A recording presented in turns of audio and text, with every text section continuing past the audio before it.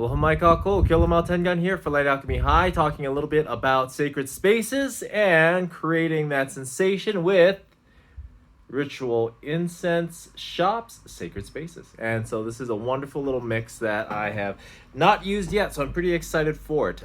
This is my spot here.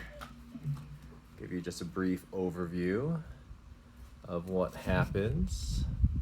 You can kind of see getting ready for some work, and I find it very important to be able to safeguard those areas and the integrity of said work by really going through a series of clearing exercises. I like to use a mix to engage all different aspects, from the psychic to the metaphysical and energetic to the emotional and everything in between. And so I'm really excited about this because the more that I can have an array of tools to utilize, the less energy that I need to invest in whatever it is, whether it's a matter of an intention or being able to better focus upon some aspect of the work. And so what we'll be going into today is looking at working with the Ritual Incense Shop Sacred Space, which is a mix of a number of different, if you can see here, a number of different great resins and plants and all kinds of stuff. In any case, I'll be putting that in. This is my method. I like to make a ritual out of everything. So I've got some sand that I've gathered from a place of power, a beach that I grew up in Wai'ehu on Maui. And so here is a loose leaf incense burner that Alicia got from an apothecary in Makawao. Terrific little spot that has all sorts of great things. And so what I like to do is I take bit of the sand, holding an intention for whatever it is right now is to clear any and all energies that may negatively impact and influence my work. And so, got a little bit of sand. I like to use the sand as a base. You can see that there. I wonder if I can focus on that a little bit more. Oh well, whatever. So there's that. And then taking in some charcoal, placing it directly onto the sand so that there is a little bit of incubation between the heat of the charcoal that will be burning and the sand, and that charcoal is going to burn, and then I'm going to place the resin, the plants, and all that good stuff on top. Now, key is having a good lighter, because what we want to do is be able to torch. Let's see, can we see that okay? Sure, why not? To be able to torch. Now, I actually like to go one layer further. I am, if nothing, redundant. You can ask Alicia, she'll tell you. All right, so now I've got a wood bottom to support in terms of absorbing the heat. I've got the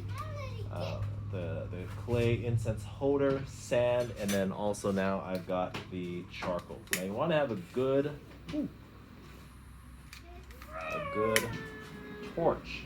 Not just a lighter. Torches really help because it gives it a good solid burn.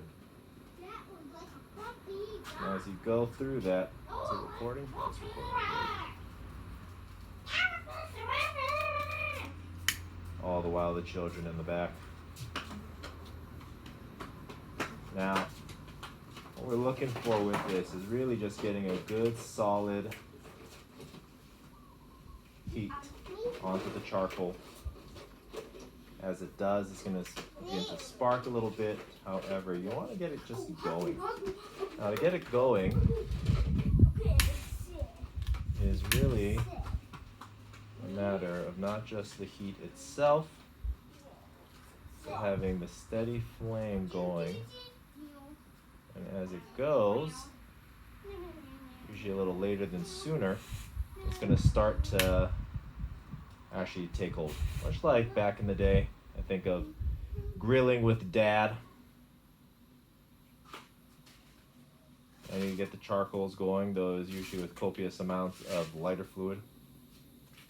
There's other ways to do it as well. I've used pieces of wood, though it really doesn't go as good as the charcoal itself. In any case, once you get the charcoal going, again, you want to have not just the charcoal, not just a lighter, nor a match. You gotta have something with a little oomph on getting the charcoals going. It typically takes a little while.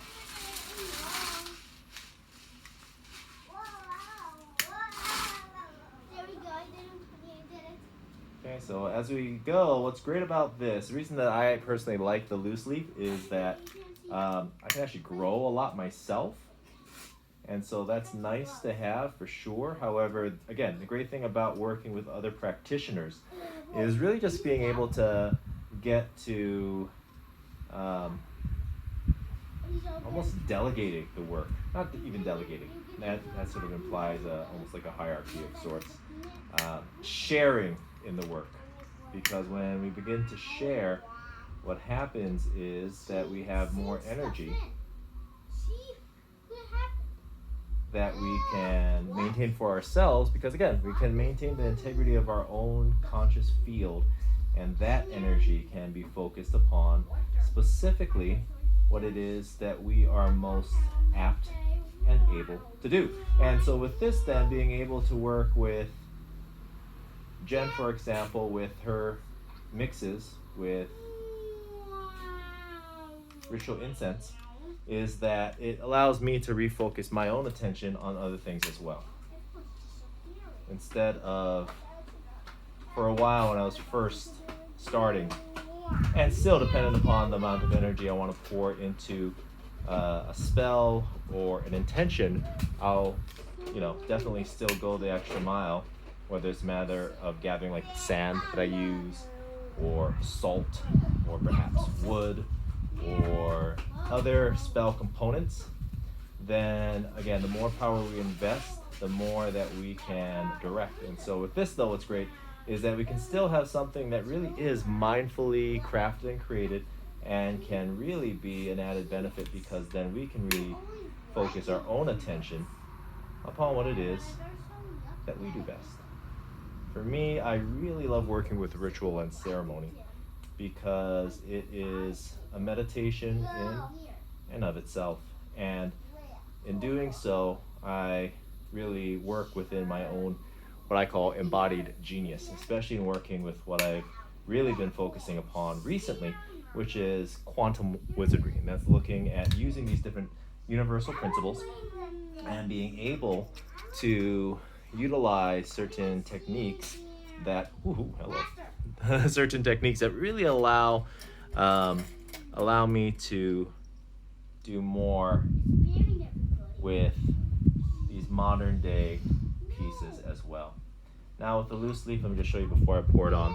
We've got the loose leaf coming in right here. And what I'm going to be doing is taking a little bit, placing it upon now the heated charcoal. Oops. As I throw it all over the place as well. And what's great about that is you get the pour bunch on, and in doing so, I like to chunk it on and then just sort of mix it all up. However, what we got now is we've got this burning, we've got the incense now doing its part as well, and in doing so, again, it's terrific because I am able to reallocate now my own energy to be able to focus on other things. But let's give a little bit of a close-up here, because it's super cool to see. There is just something very wholesome and accommodating and just enjoyable about the loose leaf. Loose leaf, as you can see, particularly with ritual, is a mix of loose leaf, but then also components in terms of wood as well as resin. And man, the smell is just terrific. and you can feel it. The great thing about it is when working with different cleaning or clearing pieces, there's so much that can be done with so little of a product. Now, what I tend to do again is I like to look at all those pieces and components, and so I'm looking at not just the aspect in terms of where I'm calling in, for example, support from the plant kingdom. Now, in this case, the plant kingdom coming in from the support with the resin from Ritual Incense Shop. However, I also like to go another added step. So here is a crystal toned singing bowl. Okay, this is tourmaline, which obviously has that component in terms of now adding a bit of the harmonics into play. Now I really just focus upon my intention, and so I'll do breath work, breathing into my solar plexus, focusing upon what that intention is, and really pouring it in from my solar plexus through the bowl. Now I like to take it in components. First part is the incense. The incense does its part, particularly with this blend, in terms of clearing and purifying a space. Now that really helps. It's sort of like a knot, right? We kind of think of this as quantum entanglement. Whether it's a matter of my own personal entanglements, or perhaps objects in the area, spirits that may have wandered into proximity.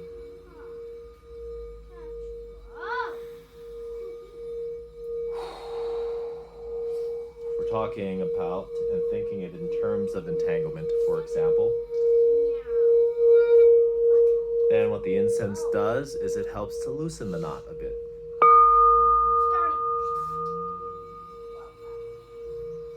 As that knot begins to loosen,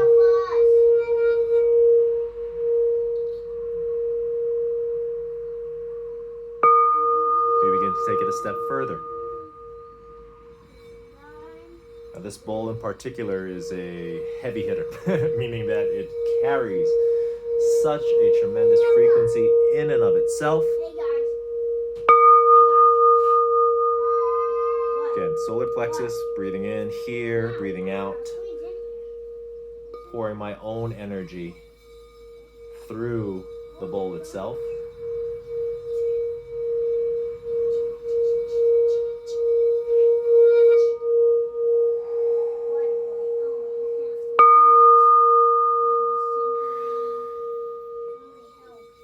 Really fueled more so also by the smells coming from the incense.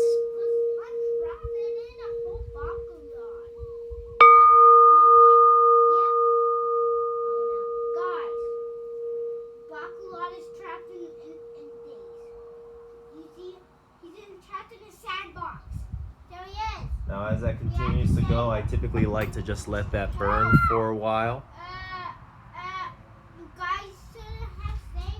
Burning it is. It's burning really, really well. You guys, I cannot I cannot reaffirm just how wonderful, this smell is. Let me bring you over here. The smell of this is just tremendous. I mean, it really is terrific. Not just for in and of itself. However, like I said, it really helps to reaffirm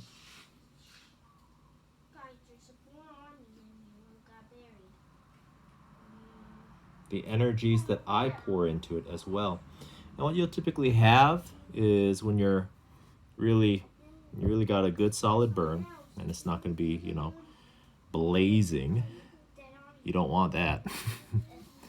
However, what you'll have is this nice coloration. As the charcoal begins to burn, you're going to get that nice white coloring, and that's where things are going to start to flake. You want to center as much as possible your incense on top of the charcoal itself. And then again, as it goes through the sand here, helps in terms of offering a bit of a buffer. It helps keep the heat from affecting too strongly the loose leaf holder itself. The loose leaf holder itself planted well in place, then has the support in terms of the distribution of heat, but then also the distribution of the incense too. Now this has a really nice burn to it, but also has a pretty solid radius. My ritual area is probably about, I would say, 4 by 8 overall. And this is getting pretty thorough. Now you got a couple of options. This loose leaf is a terrific way to go about it. You can also put it into different things as well and distribute it a little bit further around. For right now though, we're just going to let that burn for a little bit longer. And lastly, in terms of clearing your space, and so that's a big part of it in terms of being able to work with, I actually like to go through the different kingdoms: plant, animal, and mineral. And in doing so, again, the more that I can have and work with something that's already pre-prepared, that has and holds a certain frequency and integrity, that allows me to maintain my own mana, my own energy for the intention that I'm holding for the work. And so check it out. Again, Ritual Incense Shop, terrific. I'm loving the smells. I've got 4 more that I'll be going through in different aspects of my own ceremonial practice as well. So I invite you to join, check that out too. For now though, I've got some work to do, and that is my secret. Love and aloha to you all. Take care of each other, and ahui ho.